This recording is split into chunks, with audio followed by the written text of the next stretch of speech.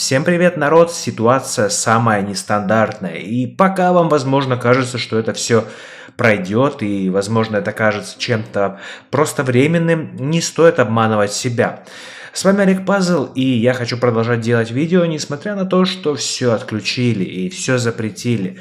Все, что связано с играми, по сути, уже не актуально в России. Но мы сегодня поговорим не только об этом, но и о будущем. Вы видели, Макдональдс уже даже закрылся. О чем можно говорить? Ну ладно, мы сегодня не про Макдональдс. Мы поговорим о том, зачем это нужно нам с вами, обычным людям, которые просто жили. Война, которую устроило наше правительство, Российская Федерация, она не нужна никому. Все, что вы видите в комментариях, вот эти вот штуки про 8 лет, это все, вы сами понимаете, боты, либо пропаганда. Причем мы можем заметить очень интересную деталь. Когда все это началось, абсолютно все более-менее честные или альтернативные СМИ были удалены. И это на самом деле печально, потому что у вас не остается альтернативы. Вы можете быть за власть или против власти, вы можете быть против войны, но альтернатива в виде каких-то честных СМИ, она должна оставаться просто для того, чтобы вы читали какую-то информацию, и я в том числе. Мы переходим к вопросам игр. Я не могу зайти в PlayStation Store,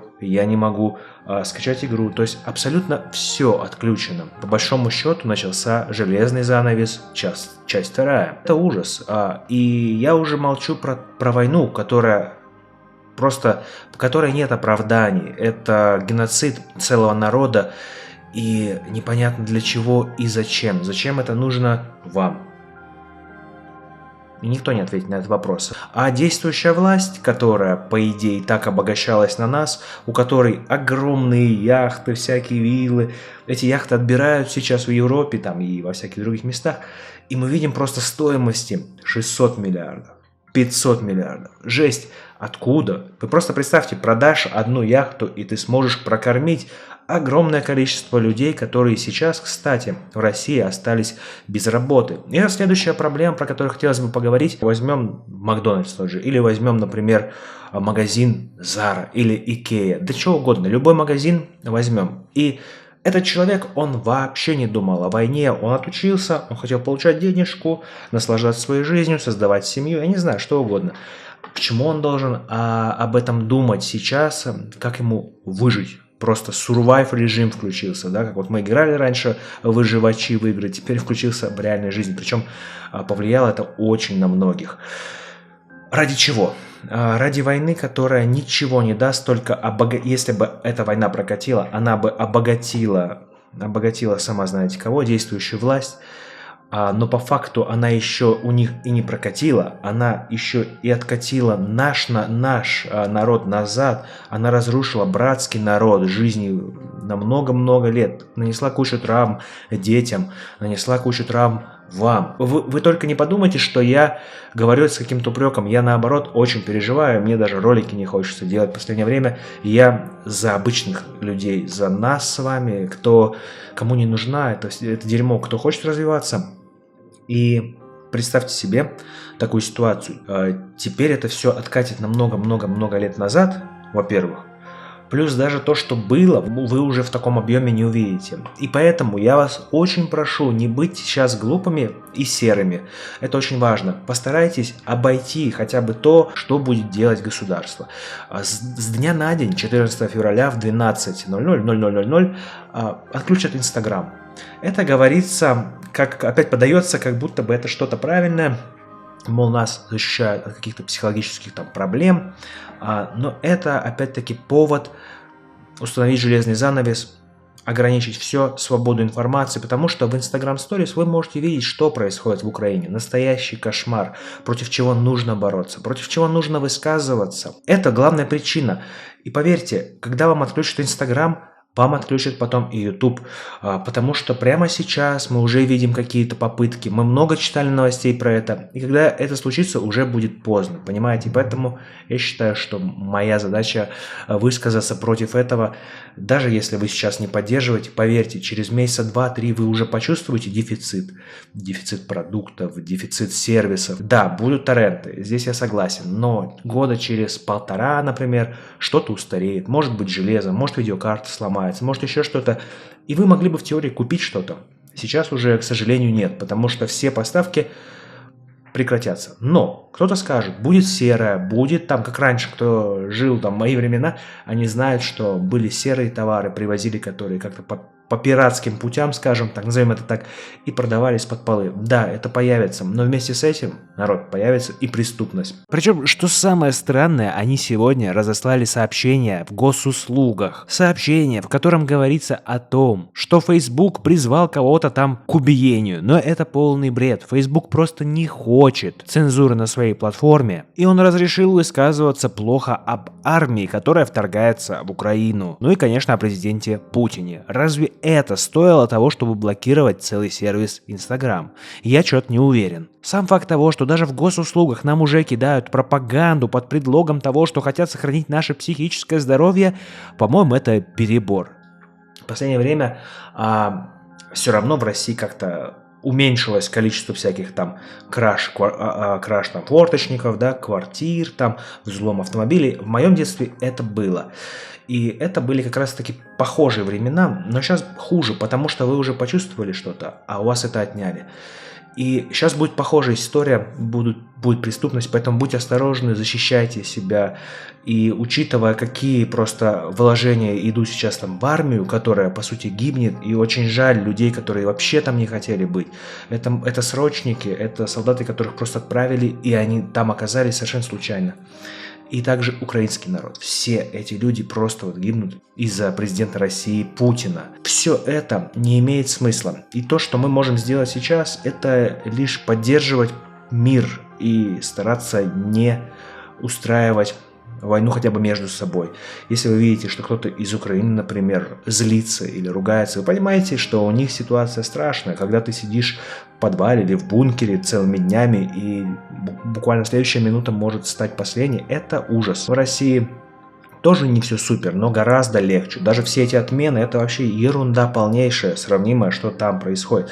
Но самое печальное, что происходит, это просто из-за ничего. Все это несется в какую-то пропасть. И просто будьте сейчас максимально логичными, разумными. Старайтесь хоть как-то сохранить себя в заблокированном интернете. Установите VPN. Это одно из первых, что нужно сделать. Постарайтесь какими-то образами интересоваться, как можно обходить блокировки, потому что это будет, и это уже началось с Инстаграма. К сожалению, Роскомнадзор еще 5 лет назад, я делал ролики о том, когда они начали только тестировать блокировки Телеграма, тогда тоже отключали, кстати, консоли, отключали PSN, блокировали типа случайно. На самом деле это уже была подготовка всего этого вот. Как бы не будем материться, да, но вы понимаете чего. Сейчас мы видим, что Роскомнадзор конкретно будет бить по Инстаграм. Дальше будет YouTube. Вы скажете, ну ничего страшного, уйдем в ВК. Но вы поймите, что ВК это контролируемая среда, и там будет еще меньше полезной информации, как бы актуальной. Что я имею в виду под полезной информацией? Например, вы, возможно, не сможете создать какой-то ресурс или чему-то научиться, что сможет вас, например, вывести куда-то. Для примера, очень много англоязычных курсов, которые дают классную информацию, которые обучают. YouTube. Сейчас не будет возможности, да, залететь на него, сделать свой канал и, например, сделать это работой или хобби. Instagram тоже. Ну, кто-то скажет, это все не нужно, не нужно. Но с другой стороны, вы могли там смотреть своих любимых блогеров. Если не меня, то других. Куча игровых прикольных чуваков. И даже не игровых. На YouTube очень прикольные видосы есть по обучению чему-то. То есть, если ты, например, хотел учить Unity или Unreal Engine, ты мог загуглить, заютубить, да, скажем так, поискать на YouTube и найти эти уроки. Сейчас потихонечку этого могут нас лишить. Моя позиция какая? Народ, становитесь умнее, пока это еще можно. Старайтесь не вестись на пропаганду, которой будет больше и больше. Объясню почему. Потому что все остальное будет отключать. И вам будет казаться, что вот, эта позиция такая вот правильная, единственная. Но проблема будет в том, что у вас просто не будет возможности поискать что-то.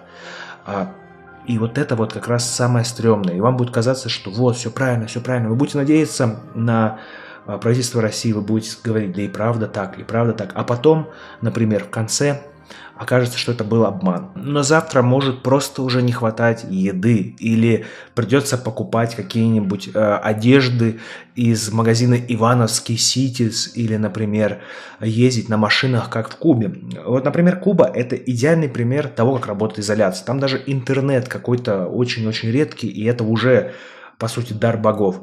Поэтому, понимаете, это все не идет как бы в хорошую сторону. Вам, может быть, сейчас кажется, что да, мы там сейчас вот запустится все что-то другое, альтернативное, но этого не будет.